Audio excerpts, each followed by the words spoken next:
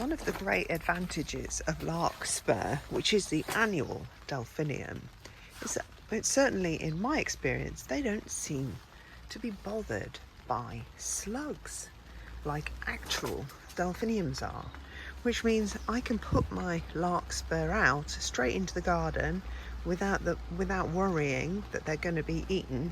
Whereas I'm going to hold on because it's been so wet, and I have a lot more slugs than I've ever had before in the garden since I went organic. So I'm going to wait to put my delphiniums out when it's a bit drier. But my Larkspur, which is, as I said, the annual delphinium, I mean, they just self-seed, and the slugs don't seem to bother them at all. Purissima, they are called.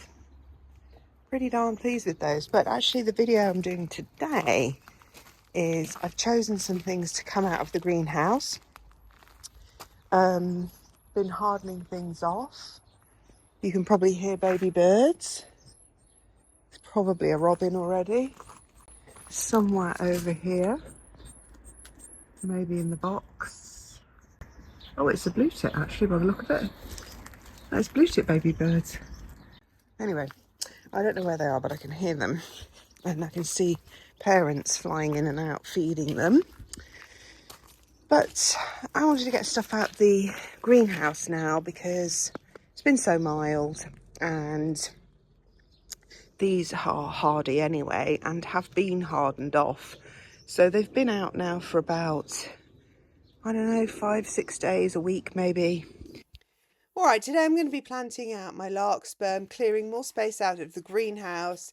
And so while I'm planting them out, we'll talk a little bit about Larkspur. So as I said previously, in the opening, the Larkspur, the annual version of the delphinium, and these Larkspur were sown last autumn and have just been basically overwintering in the greenhouse. And frankly, they've been dying to get out for a long time, and I just haven't got round to them.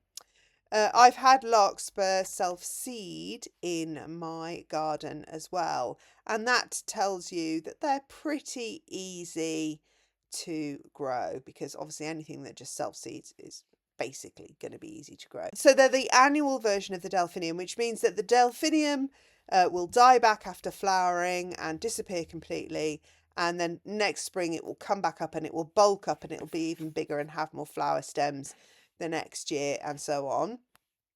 The annual Larkspur delphinium, the Larkspur version, will flower and then die, but it will set seed before it dies, obviously.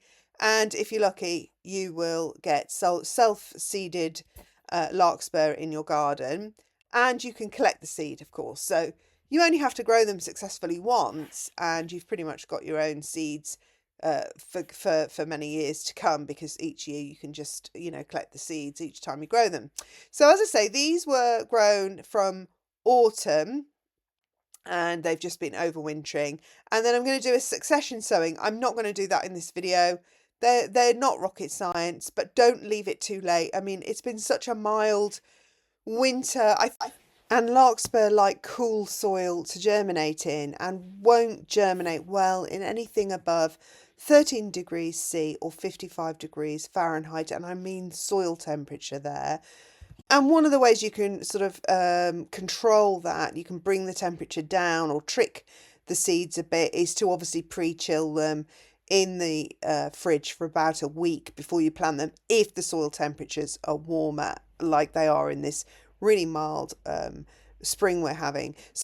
And we had over 70 in the greenhouse again today, and so I thought it's so mild even outside that I think what I'm going to do is I'm going to invest in a soil temperature thermometer before I sow these seeds, because these are speciality seeds. I've only got a few in the packet, and I really don't want to waste my time sowing them in soil that's so warm they're not going to germinate. So just bear that in mind when you're sowing Larkspur. They do not like warm soil germinating in. Obviously, if it warms up when they're already growing, that's different, but the seeds don't want to be too hot, otherwise they won't germinate. Right, so I'm planting these in the cottage garden, so I need to think about them drifting and not being in soldiers. And also I have clay soil and newly dug borders. So I'm still finding tufts of grass in my borders, stones and all sorts, because, you know, I didn't kind of do as good a job as I could have done when I was laying out these borders. So I'm just kind of improving them as and when I need to plant out some plants. And now I'm planting out some larkspur. So I'm going to plant them out. First of all, I'm obviously going to improve the soil. I am adding more compost. They are hungry plants. As you can see, those seedlings have quite yellowing leaves. They are desperate for more nutrients. Luckily, clay soil is a nutrient-rich soil, and I'm also going to enrich it with some compost and a little bit of sharp sand to improve the drainage, because they do like it moist, but they don't want it to sit in a waterlogged soil. So once I've got the soil perfect, sorted out, got rid of all the weeds, I'm going to sort of just drift them in between the Sweet William here, and I've got some Canterbury bells and some forget-me-nots. As I say, it's a cottage garden, so the idea is to kind of cram in as much as you can, giving them the best chance of survival. Obviously, you don't want them, have things growing over them. And I'm going to plant them surprisingly close together, about 4 to 6 inches apart. And that's for two reasons. One is I do want them to bush up, and I don't want gaps. In a cottage garden, you don't want gaps between your plants. You don't want a nice neat plant here, then some nice neat bare soil, weed-free bare soil around that plant, and then another plant like a little island next to it. You want it all knitted together when they start growing up in the summer. You want everything to knit together and just have this sort of, beautiful mass of flowers. And so that's why. And the other reason I'm planting them close together is because, in case any of them die, I don't want to have gaps if they die. So I'm just going to sort of cover my bases and plant them pretty close together at about 4 to, which is about the length of my finger distance apart. And then when I've done that, because it's a cottage garden, I'm going to stand back, and I am actually going to put the bamboo stakes around as well, because they are vulnerable little plants, and I definitely don't want my dogs squashing them.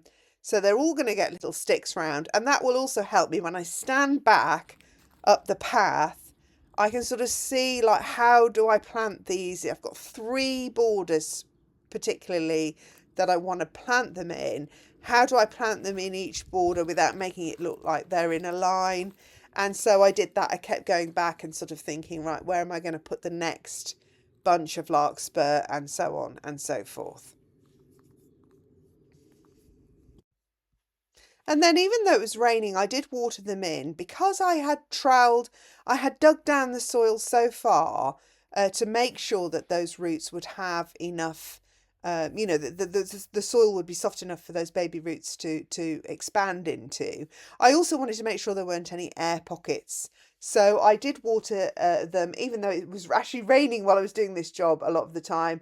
I watered them in anyway, because I wanted the soil to sort of gather around those roots to make sure that those roots could adhere to and then work their way into the soil. And then, stand back again and see where the next little drift of larkspur we're going to go. All right, so if we take a step back, I've got some larkspur drifting here, some larkspur in the back border drifting just behind that teepee where I'm pointing.